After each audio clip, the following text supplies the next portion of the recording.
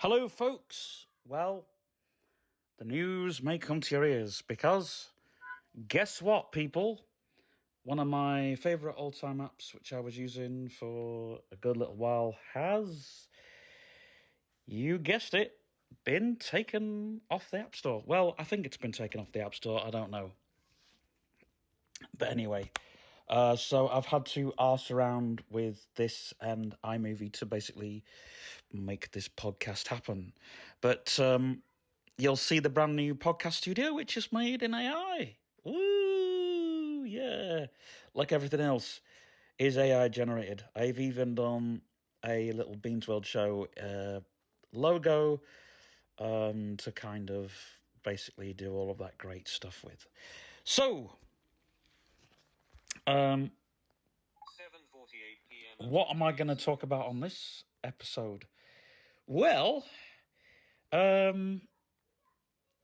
we went, in fact, oh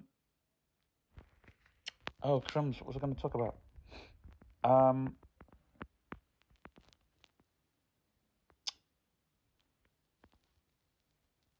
Yeah, we went to Liverpool yesterday.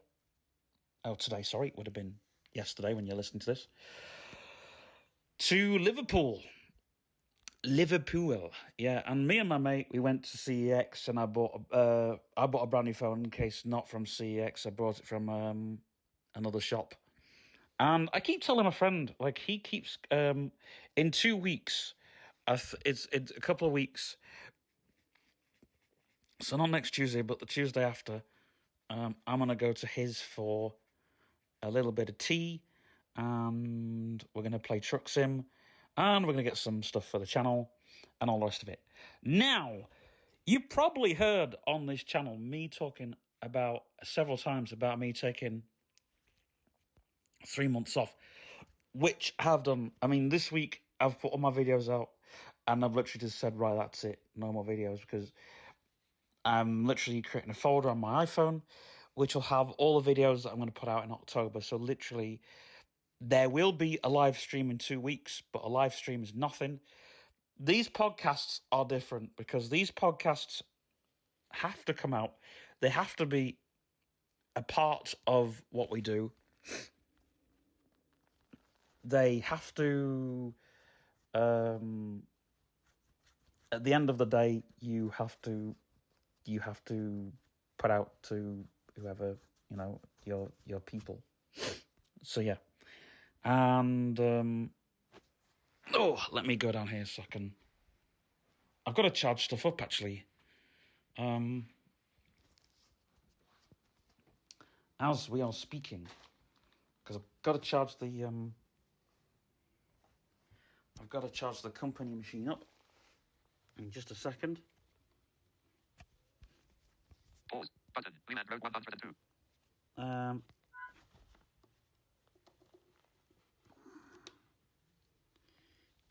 Yeah, I can charge up. I didn't have to do that. But I've done it. Pause. Button. Oh, shut up.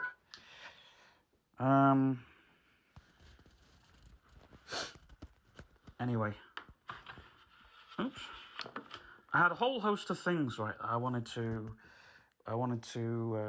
crumbs, where were we? Yeah, I had a whole host of things that I wanted to talk about on this podcast. And yeah. Oh yeah, the week, shut up! The week off. Because that is important to talk about. 18% charged. Just let me pause this and then current waveform. 4 minutes current play. Button. Fast forward pause. Button. So yeah, that's what happened. And I did everything to because I said, I was never going to take 3 months, 4 months off. That would have just never done. Now, I have tried speaking about this, and the video was basically me talking about it in a way that would have my video gone completely, have my channel gone completely, so I just had to say, 4 months off. That's the way we're doing it. But the podcasts aren't necessarily... They have to be on the channel. They have to be every Friday. The podcast has to be here. I know we said no podcast. Oops. Crumbs. I know we said no podcast, but here's the thing, right? I'm not technically happy with the fact of saying no podcast because I'm doing certain things where I say, right, okay, there needs to be a podcast. There needs to be a podcast. And that's every week, no matter what, because obviously the podcast helps me grow. It helps me learn how to manage with putting podcasts on this channel. I'm doing DJ mixes on the other channel, and I've noticed that there's going to be some issues there. So that's a whole different ball game, obviously. And Bostock Junior was a great app. I just hope it hasn't gone forever. It's very difficult to find now. Why is it so difficult to find? I guess if I moan about it so much, there probably wasn't a lot of users. They probably weren't making money from it. There was an update coming. Is there going to be an update? We'll never know. We'll never see it, probably. It's like everything else. You wait for updates and so on and so forth. And there might have been licensing issues. I'm not bothered because I have to do a podcast another way, which means that I have to make sure that I've got everything in files and folders, and it's a bit of an arse, really. For someone who's been doing this for so long. Well, I've been podcasting on YouTube for so long and using Bostock JR for so long. And so, yeah. And that's what I felt like, And the R documentary, that, again, is an arse to do because we've already got 2 videos, but then we got a video next week to do, and then we got a video after that to do. And I keep thinking, I've been brainstorming with other people, with other friends behind the scenes, what to do, because I've got an ending. And we've been joking. We've had a joke. There's me and a friend. We've been joking about the bogeyman, and it got me thinking: what if we get said friend at the end of the video, and R goes to her in the end? We're sort of like talking about R. We're sort of talking about it. We're talking about sleep paralysis, like me and a couple of friends, and then all of a sudden, R comes in a taxi. I thought of doing a comical end, having that as a bit of comedy, having that sort of thing, because it's just going to be a comical end to it. Yeah. And so on and so forth. So, yeah. We are going to be doing a website at some point in a few years. It will cost a lot of money to do. It'll cost a lot of money, and so on, so forth. It'll probably cost me about £400 or £500. I don't know. Then get a website together and get someone to do the website and then host it. It's an ass, but I've got project stuff that I've got. That's the whole idea. But the Beans World 77 website will need a wee bit of help from you guys to keep it going. And I don't ask much. So the idea is that we get a Patreon going as well. We're thinking of doing a Patreon. I'm thinking of doing a Patreon.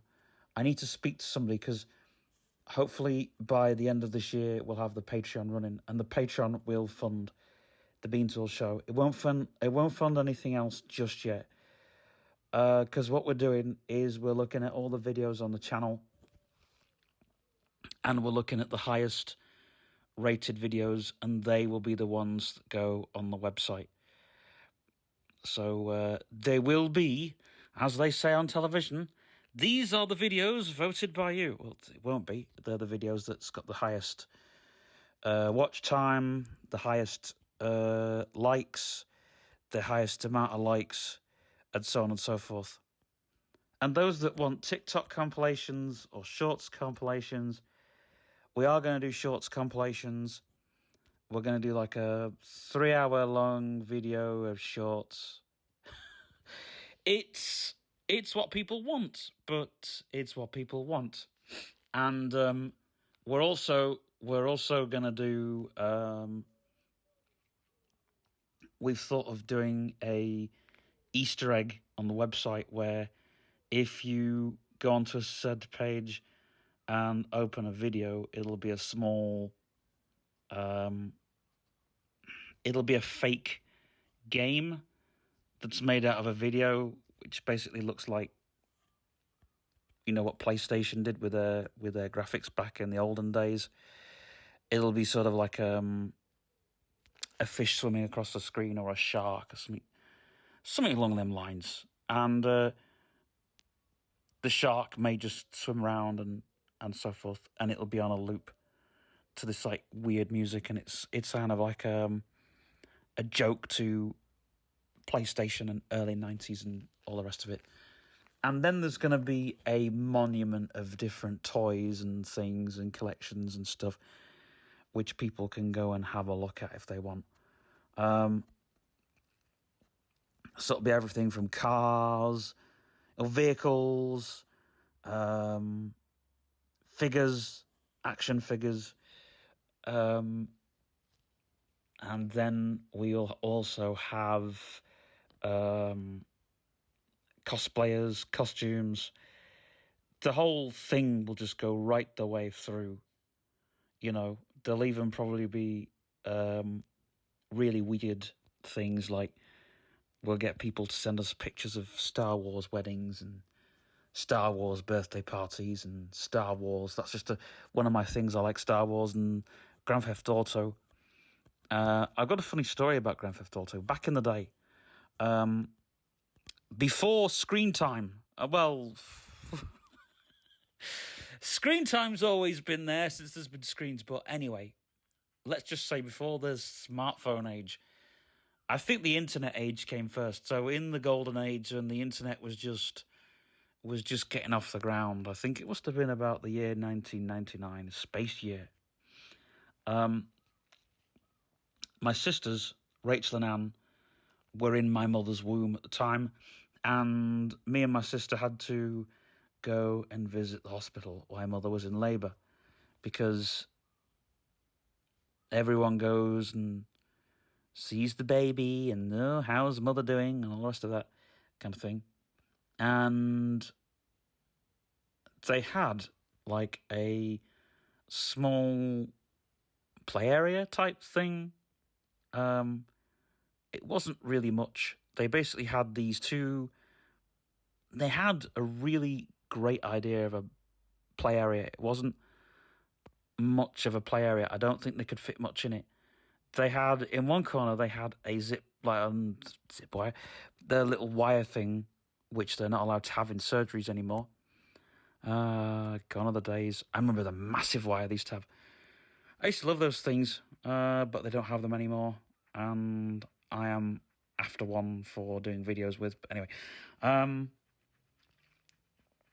and yeah, they're great therapeutic things if you can get something to go down a wire, and it's great. Anyway, but what they had was they had these two coffee tables with, it had like a sand thing inside, and then underneath it had these little round things, and it was magnetic, so you could pull other things, and it looked very like... I wish there was one. If I could find one, a picture of one, I'd love to find one and show it you, because they must be worth a lot of money.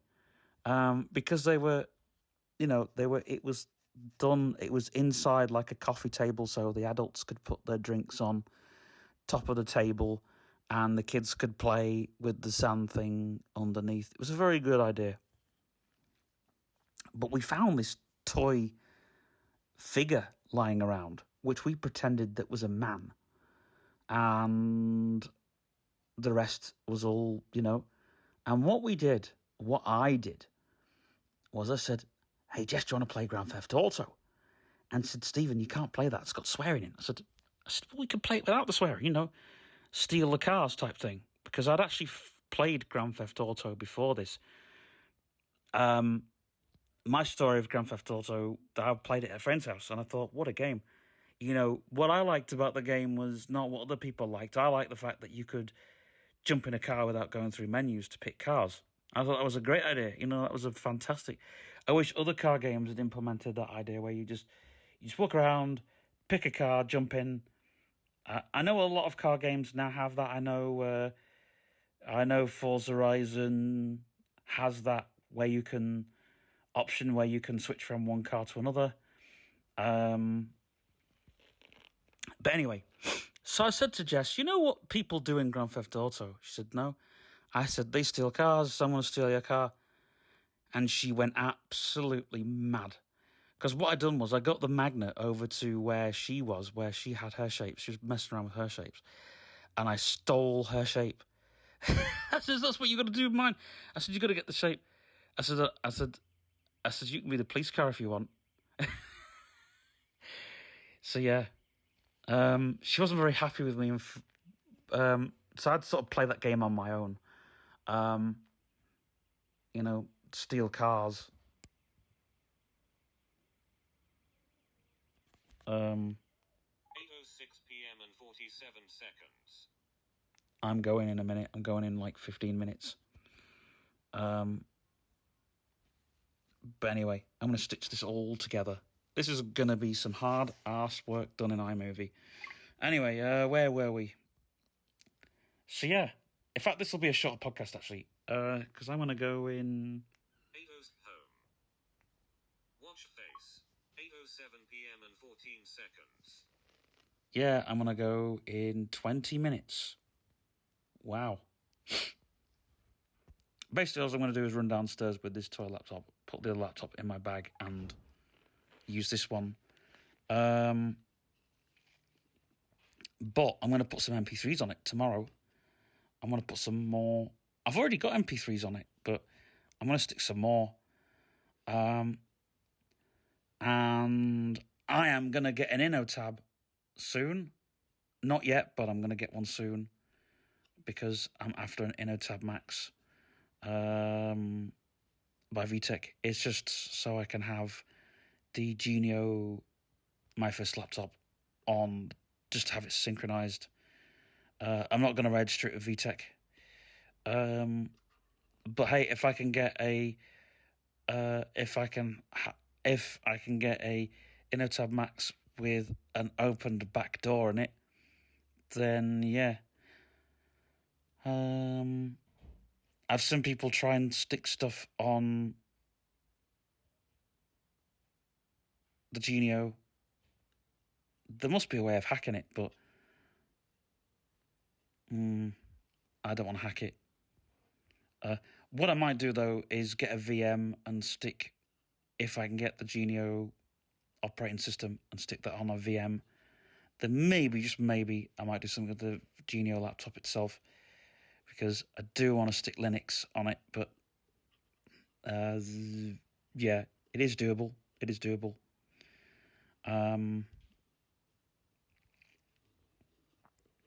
But anyways,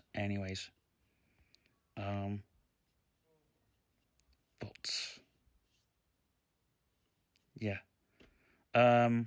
Also, I want to do like a server to client type project. Yeah, that's basically I want it. I want it for those reasons, and it's a cut down version of what I already have. So yeah. So yeah. And it's a good few quid cheaper. Gosh, a lot of people are keeping quiet about open backdoors into VTEX systems, but we're seeing this happen, aren't we? You know, but yeah. Crumbs. So what else to talk about in these podcasts? I've spoke about my 3 months off. I've spoke about my sleep paralysis documentary, which will be on DVD. I want to get it shown in the Bijou Cinema. That's my plan, because it's an independent project. I want to show, if people want to go see it, they can watch it in the Bijou Cinema. For free. I don't want people having to pay to watch it, because here's the thing, here's the catch. If you go and watch the movie, you can go and buy a DVD, because we can sell it at the end. Now, if the Bijou do want to sell tickets, that's up to them. I'm not going to put a price on it. Why? Well, it's an independent project. I'd rather someone went in the Bijou and bought a pint. You know, for what? You buy a pint, it helps the bar. The people from the bar can take off the door. I know that sounds wrong, but I don't want any money for this project whatsoever. What I want is props. I say this a lot, and I want props. If I say to someone, for example, I need a car or a van for said project, or I need this, people say, okay, well, here you go, and that's how it should work. And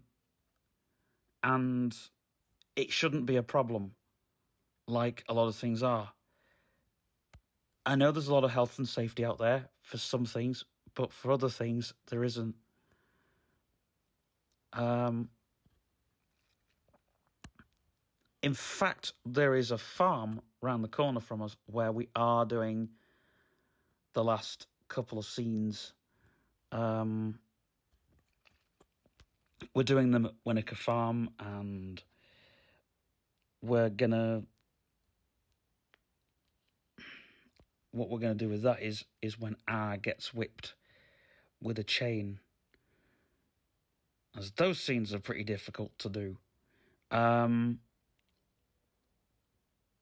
But I wanted a more sort of haunted location, but that's not going to happen. It'll just sort of like put an end to the big sort of fight with R when I was about 23, which is a big scene.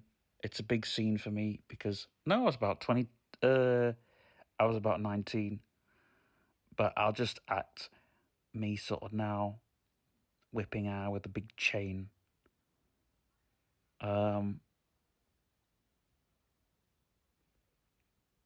And yeah, the person that I want to do the voice for R, unfortunately, he's very busy at the moment, so I've got to find other means and voice. And R doesn't say much; he just says ah.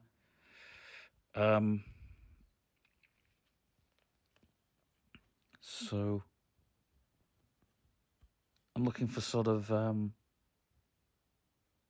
it's not the sound of R, it's more of a buzzy R sound, a bit like a B. But sort of there's other types of buzzy sounds. So who knows? So I'm doing a lot of listening and working out, because sound effects, that's another thing as well. You know, once we got all the film, this is taking about 5 months to do, because once we've got all the film in, once we've done all the filming and we've got all the film together and we've done all of that, the next thing to do is all the sound. So I'm going by what I've done at college: do the film first, sound second, and the character voices and all of that that's all going to be done second. Now, I'm going to get Diane Bamber to play Mummy, because she's got a fantastic voice and sounds very like Mummy. So Diane Bamber will be playing Mummy. I need somebody to play Jim Nightingale, my stepdad, but that's difficult. And maybe if his brother wasn't so ill, maybe I could have got his brother, Len Nightingale, to play Dad. But I'll get someone to play Dad. It's a tricky... Actually, I know who could play Dad, but whether he would do it, I don't know. No, his voice is too deep. Oh dear. It's a difficult one. I've got to find the right person to play Dad. And Dad's only got 2 lines in the whole... No, he's only got 1 line. He's only got 2 scenes in the whole film. And one of them is where he tells me to... where he's telling me off about the light. Because I've got the light on all night, and he's telling me off. And I'm having an argument with her. Now, that didn't actually happen, but I'm thinking, let's have a little bit of fictional dialogue. Let's just sort of add a little bit of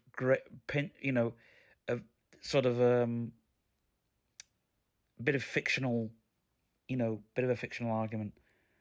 Of course, Mummy's got a lot of scenes in the R documentary, in the R film, because unfortunately Mummy was... she had to do one night, she had to check the gate and everything, so that's all, that's all true, and that's all stuff that happened. So, yeah. By the way, for anyone buying this house, there is no sleep paralysis demons living here. I thought I'd let you know, because I've used the basement for a lot of filming.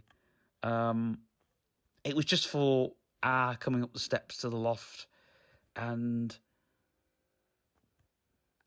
coming out of his thing, but it doesn't really show justice. I can't speak justice. So I won't be using that. Spoiler alert, I won't be using that clip. I'll be using it for the trailer, but I won't be using it for the actual thing. So, yeah, forget all the trailers you've seen before. This is different. Because I'm not doing it with the Spectrum Alliance movement now, because they were... 8:17 p.m. and 47 seconds. They've got their own fish to fry. And also, I still want to display it and show it and everything.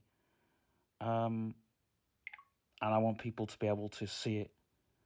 And I want people to... I want them to enjoy the whole thing. I do think, though, that I was trying to teach me something after all those years. Because... how can I put it? Even though I wasn't real, in a way, and maybe a lot of energy was created. I don't want to go into the whole paranormal bullshit right now in this podcast, but what I want to say is this. I was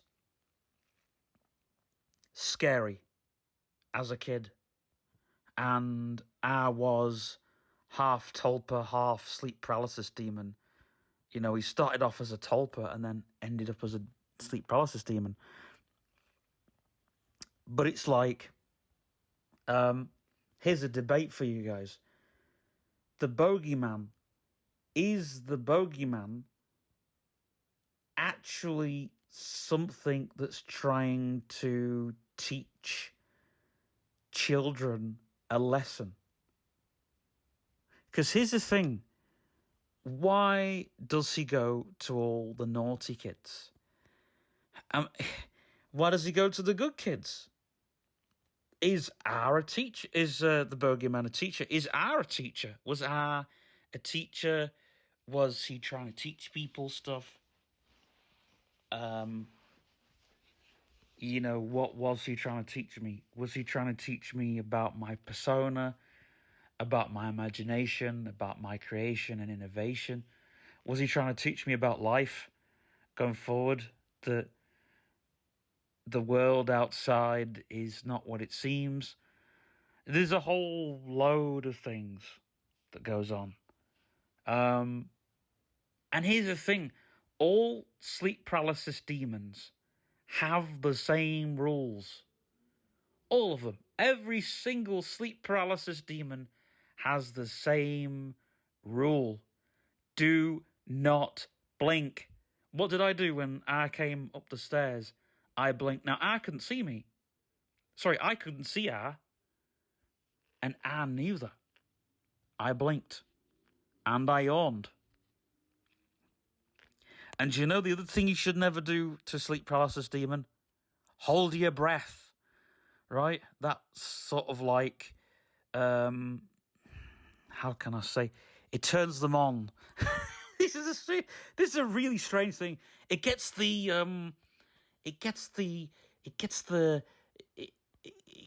juices flowing, shall we say? Bloody hell, this is kind of very over-romantic, but you kind of see the gist of the whole thing. But all the sleep paralysis demons have the same rule. Do not hold your breath. Do not blink. Do not blink. Do not yawn. And they all have the same thing. They're all afraid of the light. I was afraid of the light. I was actually afraid of daylight, but there was a couple of moments when he wasn't afraid of daylight. There was one time when I had a bit of a fever dream, and I came into that, but I'm not including that in the documentary because it isn't needed. I'm adding all the more kind of the sort of the moments where I was more active. Now, I've also added this into a blog, information that's not going to be in the documentary. There'll be bits, like I feared light. I feared if other people were with you in the room. I wanted you alone. Now, Mummy has seen but she was too afraid to admit it. And she had a dream when she was at Grange Road, just after she'd had the twins. And she dreamt in the dream, well, there was two dreams she had, and in one of them, she recalls there was a baby in the room that wasn't Rachel or Anne. Right? Now, there are certain information that's a bit private and I'm not going to talk about. But it wasn't that. Because the baby was wrapped in a towel. Now, Mummy didn't realise at the time that that baby in the towel was because the baby, when it cried, it went, how a baby goes, well, instead of going, and I was in the dream, and I was upstairs, and in the dream, I had the intercom. Now, I played with the intercom a few times, and on the intercom, what do you think I heard in Mummy's room? And I couldn't get to Mummy. In the dream, I couldn't get to Mummy, but I knew I was in Mummy's room. I just knew, but I thought, oh gosh. I woke up and I thought, oh gosh, that's great. A's not in, and I just knew I knew A was in the house. And this was a few months after the whole Mummy checking under the bed, Mummy checking the front door, Mummy checking my wardrobe and my bedroom before I got to bed. There used to be a ritual we did every night. We did it for about 3 or 4 nights, and then Dad was sort of got a bit... And, of course, Dad's in that scene. So Dad's in 3 scenes in the whole film, and then that's it. But he doesn't say a lot. It's more kind of Dad sort of being annoyed and stuff, and we're all sort of having arguments about But the thing is, you know, and Dad never saw Dad never saw it. Mummy saw it, but Dad never did. And Mummy saw it twice at Grange Road. And then, oh no, she saw it here. Because when I went to a counsellor and got my counselling, and I couldn't explain it because I didn't know about sleep paralysis demons. I was very covered. I didn't know a lot of information that my friends knew at that age. So I didn't know all of that stuff. And I wanted to know about it. I dug and dug and dug, and there was no internet. So I had to find books and documentaries, and I did a lot of research over the years. And it's only since now where we've got the internet. And it's funny because I remember watching a documentary about... Anyway, I went to see a counsellor and I explained about the whole hour situation. That was one of the things. We were talking about imaginary friends. Oh, crumbs. We started talking about imaginary friends, and then we got talking about and we talked about for a very long time. And it, you know, anyway, before, well, the day that I had my counselling, the day before that night, Mummy had another dream about so it's why we are here in this very house now, the house where I've recorded coming up the stairs and everything. So what happened was, Mummy was going to the toilet, right? So Mummy was going to the toilet. It was in the dead of night, so the whole landing was dark. We didn't have a light on the landing. And we went out, and Mummy said she saw something on the stairs that looked very like a towel. Now, I've used the dust sheet as the towel coming up the stairs, and it's the only time that you'll see in towel form. I've decided not to use in towel form for the whole thing because, you know, but you see things more from my point of view and ours point of view. And so coming up the stairs is from ours point of view, not from my point of view. And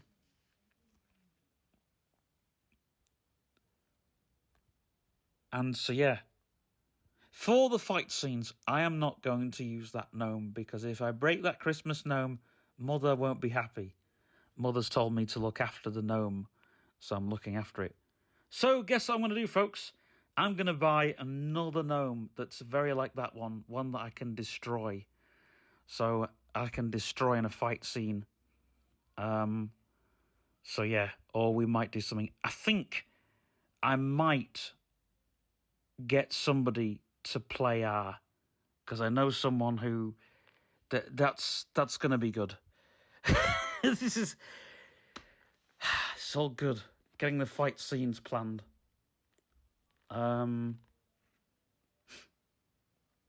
So it might mean that Mike might have to play for the fight scenes. I don't know yet. Like I said, this is great, me talking about this. 8:29 p.m. and 21 seconds. But anyway, so yeah. I mean, I could talk about till Kingdom Come, because it's my experience that I had. But for loads of people who talk about sleep paralysis demons, they all experience the same thing. But actually, it's funny because I know some people are saying, don't do the R sound, don't do the call of R. I'm like, why? And I did the R, and they said, Stephen, don't do it, Bean, don't do the call of R. The people have actually seen what I've seen and felt what I've felt. Someone described R as a bird. So I think for the end of the documentary, I think we'll have R as a bird flying off. Oh, it's someone else's dream. It's someone else's experience. And that's, you get this with Freddy Krueger. You watch the Nightmare on Elm Street episodes. And Nancy, when you go to the third Freddy Krueger, Nancy was like, well, that's not my problem anymore. That's your problem. That's everyone's problem. Do you know what I mean? It's not my problem anymore. It's everyone's problem. It's everyone's nightmare. And it's funny how the R could be the same as Freddy Krueger.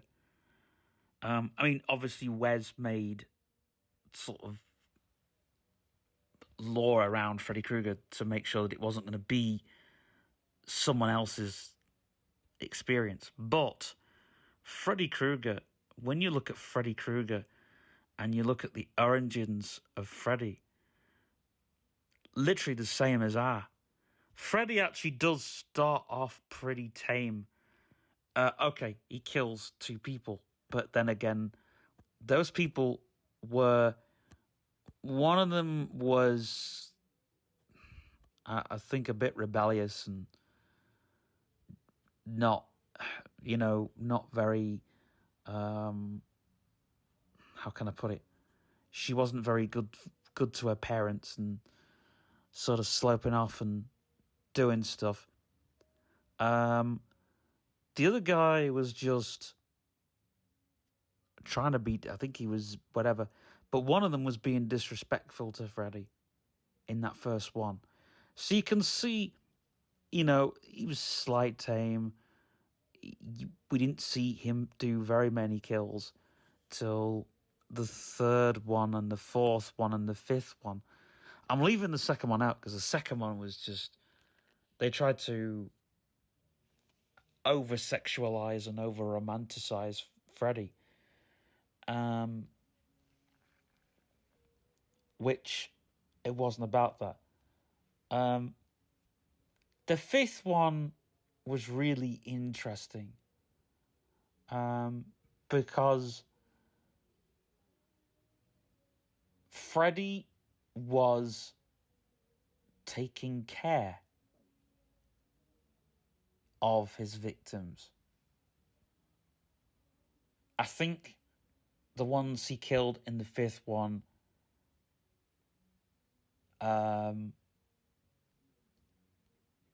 were just, again, disrespectful to him. Like, over disrespectful. And Christine, even though she had been disrespectful, was it Christine? No, because she was disrespectful. There's 2 Christines, isn't there, I think?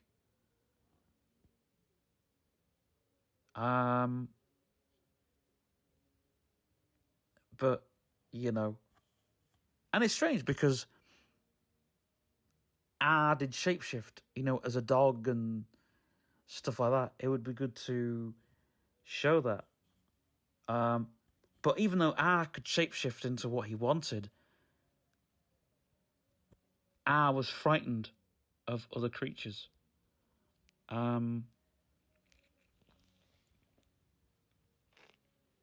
One example is when I stayed at my real dad's ex-girlfriend's house, and she had about 3 or 4 cats. And for some strange reason, I felt safe. I really, really felt safe. We had a light on. The bathroom light was on. We had a little lamp on in the corner of the room. and we just felt safe. And I never went to Gran's house. I'm not going to talk too much about Gran's house, even though there was other things there. I think whatever was there, I wasn't happy with. Because in all the rooms there, I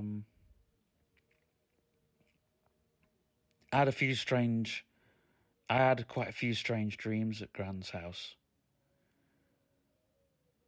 One of them was when I was like dead high and dead euphoric. And then there was this witch in the dream, but she was very sexy. And every time she laughed, it sent cold radiation through my skin. So I think there was a succubus in my Gran's house. I never fully investigated into all of that, but I think that's what was there. Yeah, because of what my granddad raided, which I'm not going to get into. But yeah, and yeah. So, and then there was another dream I had where I was in this spaceship, and basically the I was in this. Oh no, that was just another dream I had. No, the weirdest dream I had was I was in this street. I was in this street and there was no lights on, and it was like an alleyway type thing, and there was like a dead end, and there was just something shady about it. There was no one there. You know, no one was going to come and attack me. There was just me in this street. But there was something about it. Luckily, I woke up, so I think I might have been attacked. And then there was one dream I had where I was at my gran's, and I dreamt that there was I was sort of going out, and I was going down the street, and there was like a car up the road, and I jumped in this car with these people that I didn't know, and they were really shady people. And instead of just getting out the car, because I knew it was a dream and I could just snap out the car, I thought, I'll stay in this car. Because I knew I was in a dream, and I thought, I'll stay in this car and see where it goes. And the car shot off down the street. And it turned a corner. And I literally, these people, they were really shady. They were going to somewhere. And we ended up, and the car sped up, and we ended up going to this building, and we went inside this building, a really dark building, and it was a warehouse, and it was leaking, and it wasn't leaking water, it was leaking blood. And as I got upstairs, this guy was getting lamped over the head with a hammer, and these men who had got in the car with, they were laughing. They weren't laughing at the man. They were laughing at me because I was scared of seeing this man getting whacked over the head with this hammer. So I was then taken by these people, big people, and I was chucked down the stairs onto this concrete floor. And there was a pool not far from me, full of blood, and I could hear screams. I don't know what was going on. And as I went to get up, I literally, my eyes shut open, and I was, you know. And then there was another dream I had in that same room, because I slept there quite a fair bit. It was a little bedroom where all these strange dreams. Another one was where I was in this this camp, and I had a knife, right? And I had to stab all these... I knew all these people were dead, right? I knew all these people were dead. But I had to go and stab these people because, well, they weren't dead. They were sort of half immortal, and I had to kill them and cut all the flesh off. And then I had to take them to this big oven and throw them in an oven and cook them. And I was cooking all these people for this woman. And then I had to defeat the woman, to get out the dream. I had to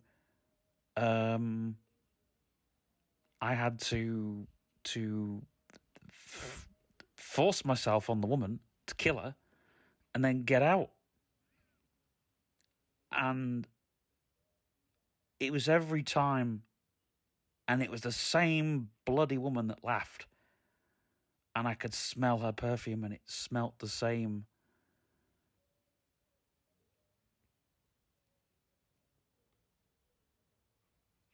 Ugh.